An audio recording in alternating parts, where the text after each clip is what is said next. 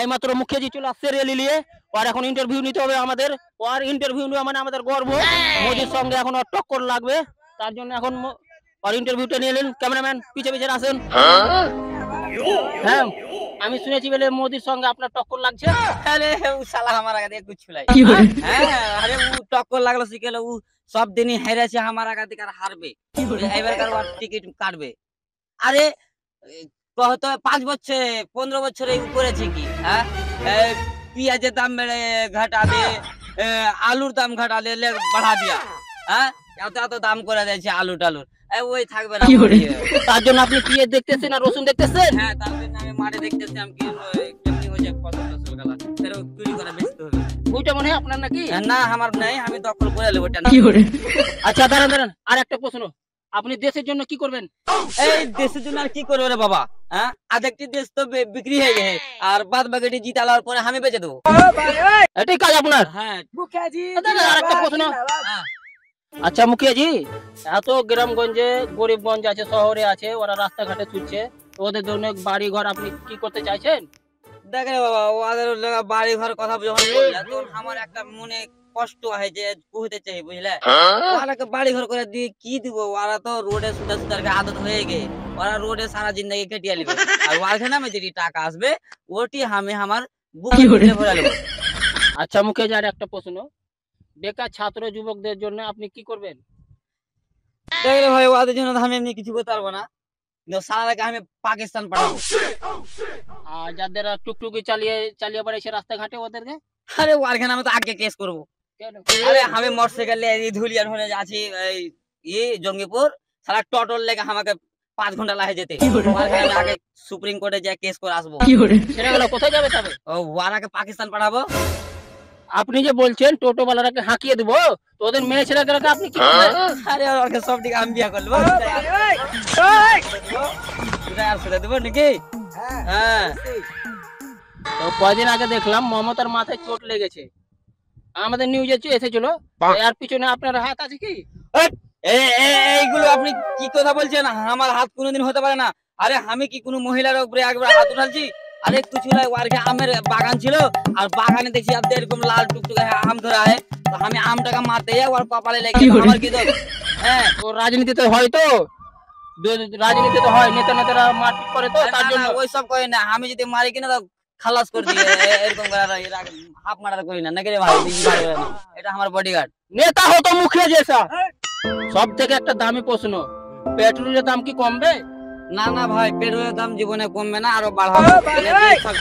50 টাকার পেট্রোল ভরে ওই যে ভাঁ ভাঁ করে গাড়ি বাড়ায় কিনা আগার দিকে যে অ্যাক্সিডেন্ট হয়ে যেতে মর যে খালা কত তো আরা বেঁচে যাবে। 50 টাকা পেট্রোলের দাম যেটা এখন কয় টাকা আছে? 60 টাকা নাকি? 60 টাকা পেট্রোলের দাম হোক আমি 500 টাকা ভরবো, 500 টাকা লিটার তবে না ভরতে পারবে না যেতে পারবে। কি করবে তবে? সাইকেল কোম্পানি কি করবে? সাইকেল কোম্পানি তখন লাভ হবে যখন এদিকে পেট্রোলের দাম বেড়ে যাবে তখন সব সাইকেলই চালাবে, পেট্রোল তো এই আর মোটরসাইকেল চালাবে না নাকি? একে পুজ করে এটা হলো আমার বডিগার্ড। আর একটা প্রশ্ন, আমি শুনেছি যত সফল হয় দুনিয়াতে মেয়ে ছেলের হাত আছে, আপনার পিছনে কে আছে? আমি তো প্রথমে ও শালাকে আমি দেখতে চাই যে এই কথাটা কয়েছিল।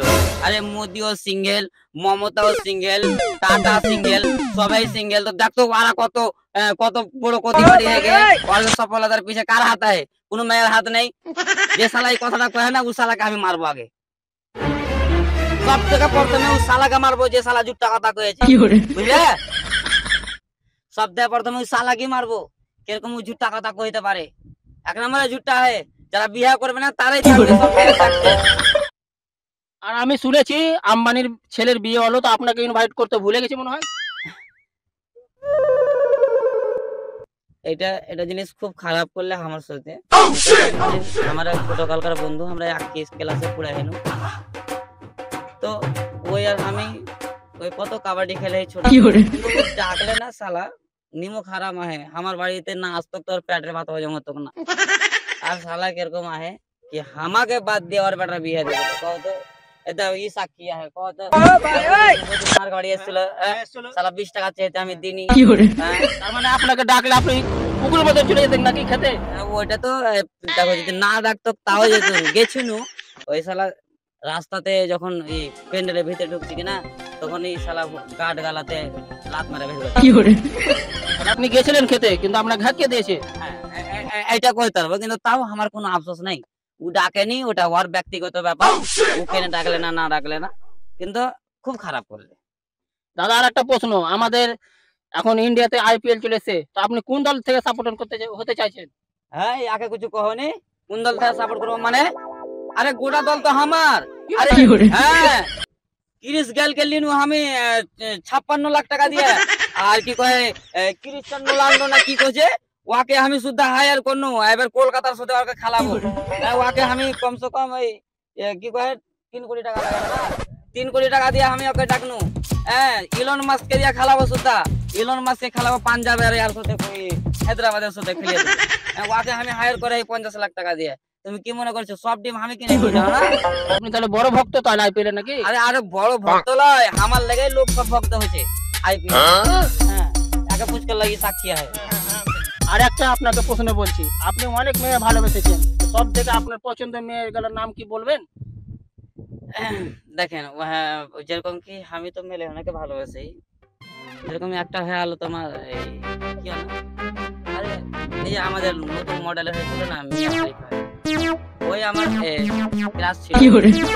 তারপরে আমি ভালোবাসতে লাগলাম এই যে ইয়াকে সানি লিওনিকে, তার বাদে ওই দীপিকা পাডুকোন, এগুলা সব আমার ক্লাস ছিল। আমার প্রেমে ফিদা, আমি খালি যে এই এমনি করে চোখ মেরে দিতাম কিনা আমি বিশ্বাস লাগে না তো এই আঁকা কুচ করো এই ঠিকই বলে। ও মাই গড, এত বড় বড় সেলিব্রিটির সঙ্গে আপনার পরিচয়? হ্যাঁ, কিন্তু হলো আর রিপোর্টিং করতে পারবো না। আরে আরে দেখতে পাচ্ছেন মুখে যে চলে গেল, এটা কেউ সিরিয়াস ভাবে নেবেন না, একটা ফানি ভিডিও করলাম এটা। হ্যাঁ, খুব তাড়াতাড়ি ভিডিওটা চলে আসবে, লাইক কমেন্ট শেয়ার করে দিবেন, সব ভালো থাকবেন, খুব তাড়াতাড়ি আসবে তাহলে।